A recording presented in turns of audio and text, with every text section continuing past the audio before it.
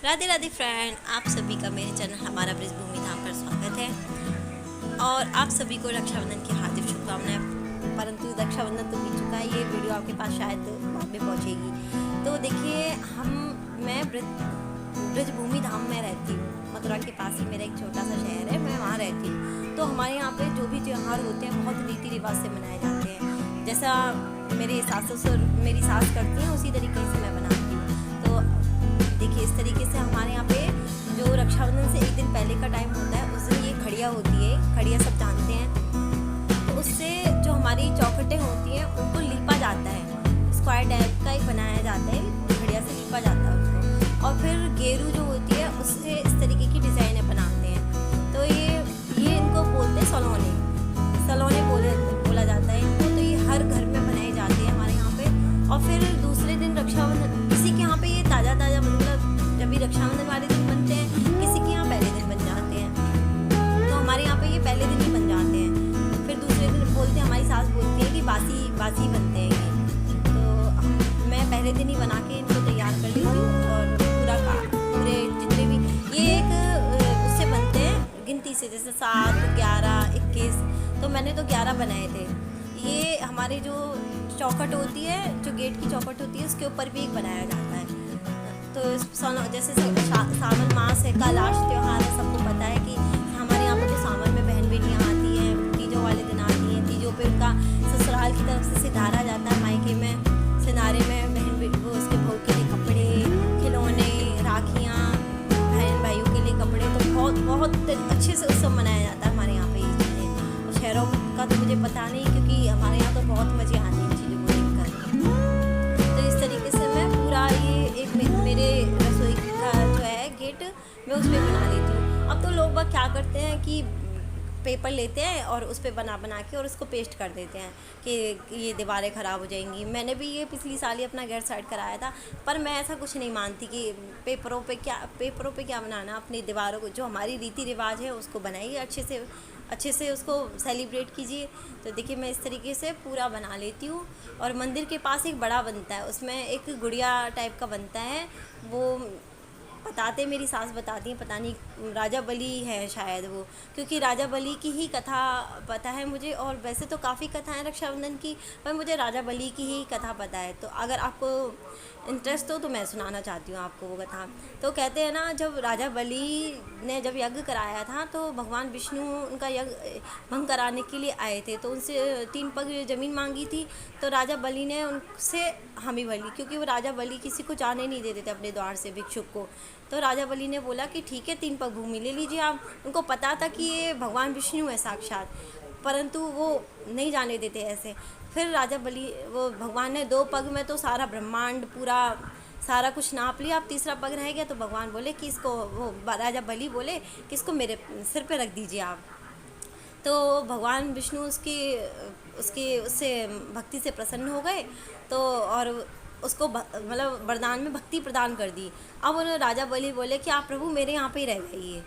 तो भगवान विष्णु उसके यहाँ पे ही रह गए। और वहाँ ब्रह्मांड में, वैकुंठ में पूरा हलचल मच गई। लक्ष्मी जी बोली कि भगवान विष्णु क्यों नहीं आए।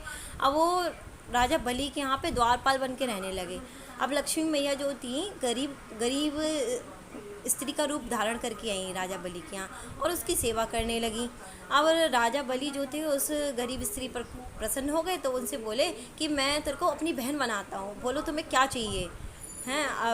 राजा लक्ष्मी माँ ने उसको, राजा बली को, एक कलावे का धागा बांधा और बोले कि आज से हम भाई बहन हैं। और ये जो है कि ये युगों युगों तक मनाया जाएगा, इसको बोलेंगे रक्षा सूत्र, रक्षाबंधन। तो तभी से ये रक्षाबंधन मनाया जाता है। तो राजा बली से उन्होंने कहा कि भैया मुझे तो है ना, विदा में मेरे को ये तुम्हारा द्वारपाल चाहिए। तो राजा बली बोले कि तुम साधारण स्त्री नहीं लगती हो, कि कौन हो तुम। तो बोले कि फिर वो राजा बली ने उनको पहचान लिया, अरे ये तो देवी माँ लक्ष्मी है। तो उन्होंने बोले बहन ठीक है। तो इसी फिर लक्ष्मी माता और भगवान विष्णु वैकुंठ में चले गए। इसी प्रकार से ये कथा मेरे सास ससुर बताते हैं, क्योंकि वो बहुत धार्मिक पुस्तकें वगैरह बहुत पढ़ते हैं। अगर आपको कोई और कथा सुननी हो तो बताइएगा। वैसे मैं और भी हमारे यहाँ पे बहुत सारे त्यौहार मनाए जाते हैं, जैसे मैंने आपको पहले भी बताया। अभी भादों में भी काफ़ी सारे त्यौहार हैं। अगर आपको इंटरेस्ट हो तो प्लीज़ प्लीज़ कमेंट बॉक्स में लिखिएगा, मैं सारी वीडियो बना के आपके पास शेयर करूँगी उनकी। तो ये देखिए मैंने वो सालों सारे काढ़े लिए, एक जो हमारा जो मेन था वो भी बना लिया। अब मैंने एक भगोनी में पानी लिया है और इसमें जो उस दिन एक वीडियो मैंने भेजी थी आपके पास जबे वाली, तो ये जबे होते हैं, सेम ही बोलते हैं, इंग्लिश में बर्मसौली बोलते हैं। इनको 4 गिलास पानी लिया था और इसमें मैंने ये पहले ही भून लिए थे, मैंने एक दिन पहले ही। अब इसमें मैंने डाल दिया। अब ये देखिए इस तरीके से इनको जब तक चलाना है, जब तक ये गल ना जाए। आपको देख लेना है कि ज़्यादा टाइम नहीं लगता है, इनमें 10 मिनट लगते हैं बस चलाने में। अब इनको इसमें ना तो हमें दूध डालना, ना कोई छोंकने, कुछ नहीं करने, बस इसमें इनको पसा देना है, जैसे चुन्नी में सारा पानी निकाल देते हैं उसका, उस तरीके से। अब मैंने इसमें 2 चम्मच घी मिला दिया था जिससे ये बिखरे बिखरे से हुए। अब इसमें मैंने इसमें बूरा डाल दिया है, ये मैंने भोग की थाली निकाली है। अब ये देखिए मेरी पूजा की थाली तैयार है इस तरीके से। अब मैं जो मैंने ये बनाए थे इन सबको मैं पूजा करूँगी।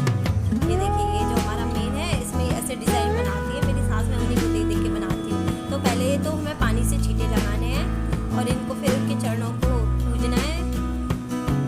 ये मेरा बेटा है जो मेरे साथ पूजा करवा रहा है, क्योंकि मैं और मेरे हस्बैंड नहीं करते हैं ज़्यादा, मेरे हस्बैंड की तबीयत ठीक नहीं थी, तो इस तरीके मेरे बेटे ने मेरे साथ पूजा कराई थी। तो ये जो देखिए मैंने इसमें रोली से इनकी पूजा कर दी। और जो एक हमारे यहाँ पे ना धागे मिलते हैं इस तरीके से, सोन के धागे बोलते हैं, तो सलोने तो ये बनाए जाते हैं और सोन के ये धागे होते हैं। इस तरीके से इनको उस पर लगाया जाता है बलि राजा को। और ये जबे जो थे और घेवर था साथ में, हमारे यहाँ पे घेवर बहुत बनाया जाता है इधर साइड, यूपी की साइड ये, और घेवर से और जबे से इनका भोग लगाया जाता है पूरी। फिर देखिए इस तरीके से हमने पूजा कर ली पूरी।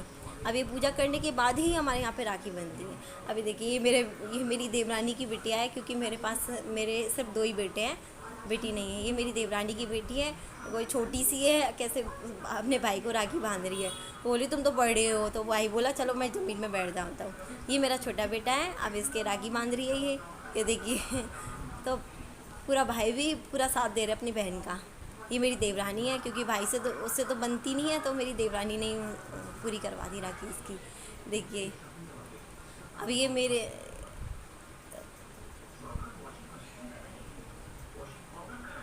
इससे अब ये मेरी जेठानी की लड़की है, एक और है वो पहले आ गई थी तो मैं उसकी वीडियो नहीं बना पाई।